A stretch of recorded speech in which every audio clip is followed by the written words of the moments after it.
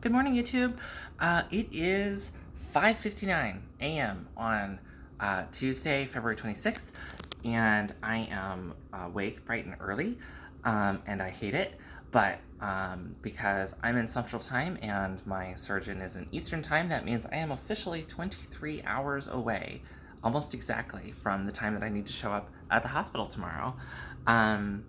And I am getting really excited, and I'm a little nervous, and I'm waiting for my cab to take me to the airport. I have baggage, ladies. See, so much baggage. There's another bag here you can't see under my purse. Anyway, yeah. So I'm sort of just killing time, and this is I got my stealth pride. My Stealth Trans Pride flag on today. So since it's my last sort of free day out for a little while, and I'm gonna try to record little videos along the way today, and sort of just share my experience, and then I'll clip them all together and try to upload them tonight. And then I'll keep trying to make videos as this goes along. Yeah, so this is day one of the big stuff, right? But yeah, and I know it's in portrait, and I said I was going to be better about putting it in landscape mode, but let's be real, I'm old and that's not going to happen, so here we are. Yeah, I hope you'll follow along with me, and deep breaths. Okay, and I'll see you at the airport probably. All right, bye. Hello, YouTube. So it's your girl at beautiful O'Hare Airport. So you check us out. Getting ready to fly to New York, and just taking a moment. I have my boarding pass, my bags are checked, I am ready to walk on the plane, and I made it through my last TSA by getting to go through the metal detector. It was so exciting. I didn't have to worry about, like, getting free growth from TSA, so it was really awesome. Super excited. And I will probably sleep on the whole plane because I got 2 hours of sleep last night because I had to work. Because your girl busy. So yeah, I'll probably shoot another one when I get there in beautiful New York, where it's supposed to be about 10 degrees warmer. So it's like a heat wave. Anyway, thanks for following along. I'll send more later.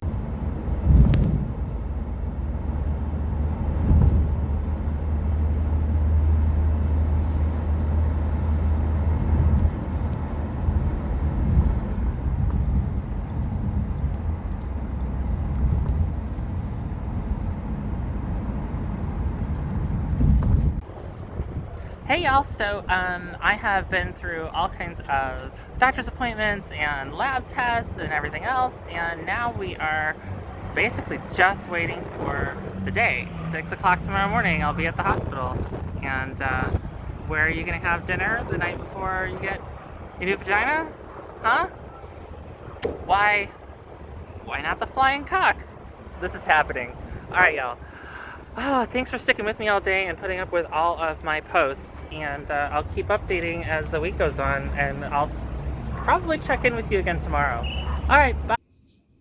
Hey everyone, so this is kind of it. I am waiting my turn to get in the shower, and then I'm going to get cleaned up and go to sleep, and I will be up at like 4:30, I think, so that I can get all packed up and get a cab and get to the hospital in time to get registered, and so that I'm there at 6 o'clock, so then I can have my surgery. And then, holy shit, this is, it's like a whole new thing is beginning at that point, but it certainly feels like a pretty big milestone in the journey.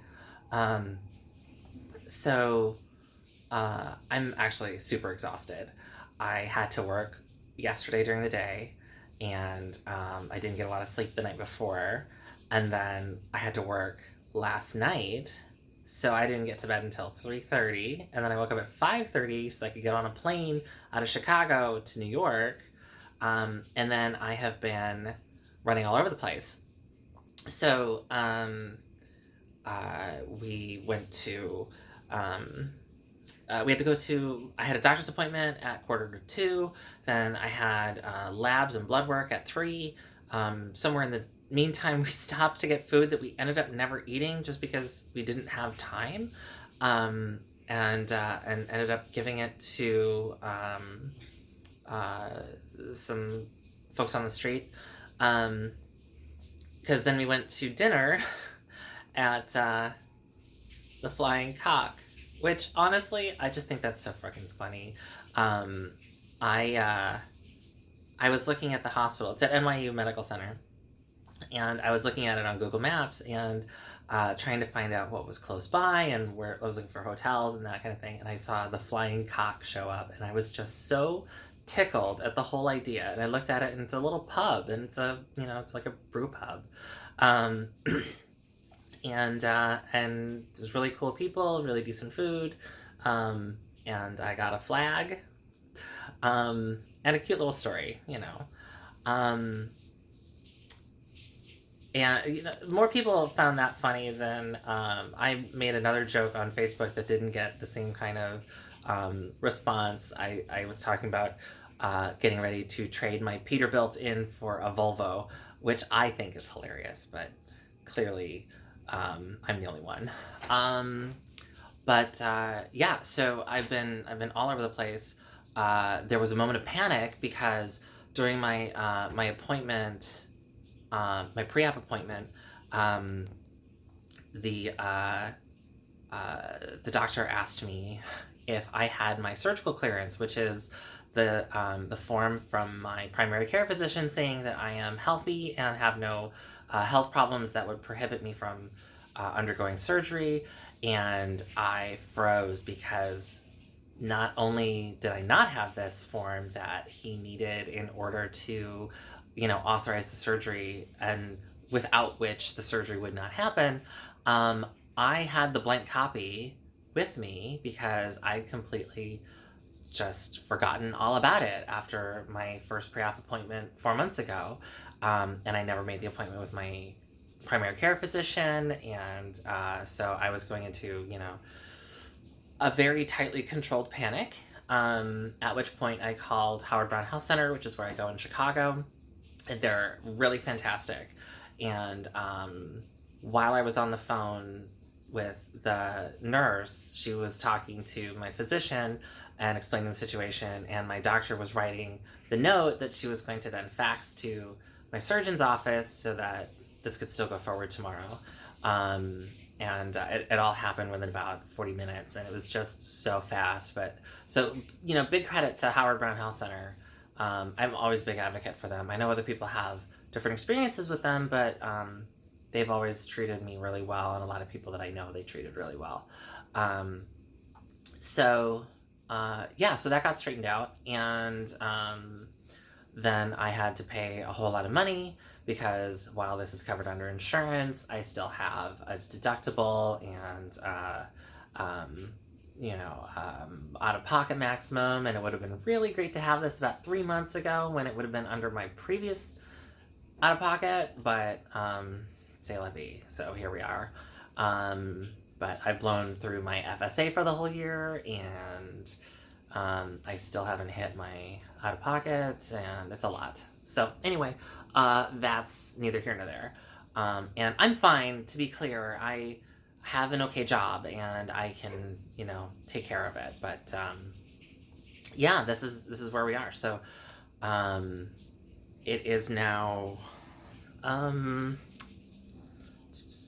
it is 9:34 p.m. Eastern, and I have to be there at 6. So now I'm looking at 9 hours from now. Less than 9 hours. That's crazy. Sorry, that's wild. I am.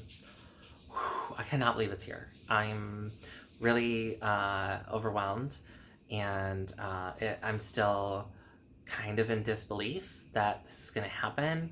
So I think tomorrow when I wake up from the surgery and it's all done, I might have a little bit more difficult time believing it, just because it seemed like this was never going to happen.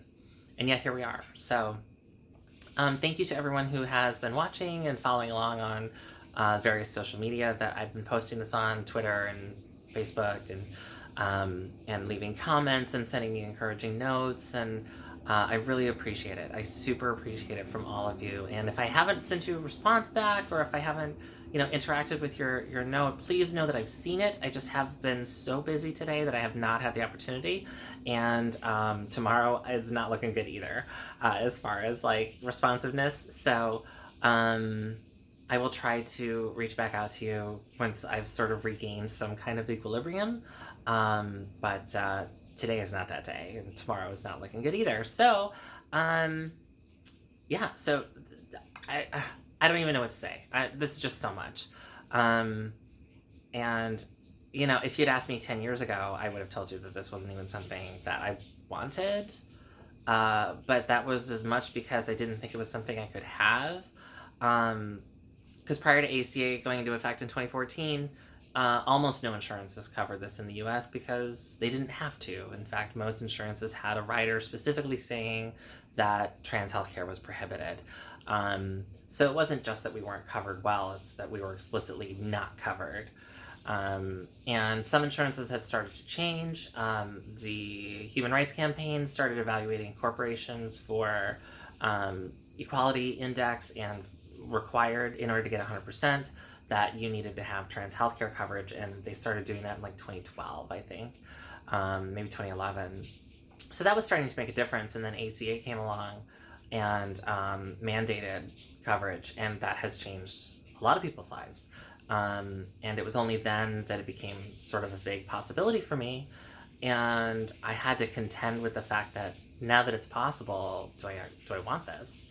Because that easy denial of, well, it just doesn't matter, I can't afford it anyway, went away. And it's been a number of years to get from there to here. I started this journey, I made my first phone call to my doctor in April of 2017, and it's now February of 2019, almost March. It's a long road and a long process, and it was a long road just to get to make that first phone call. And a lot of you have been here with me the whole way, and I really appreciate that. And I've changed a lot since my first video went up in 2010, and I know that.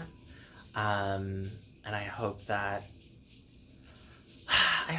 the changes, like the way that I've changed, hasn't alienated anybody, and I can't really fix it if it has, but you guys have supported me as I've supported you, and I really appreciate that.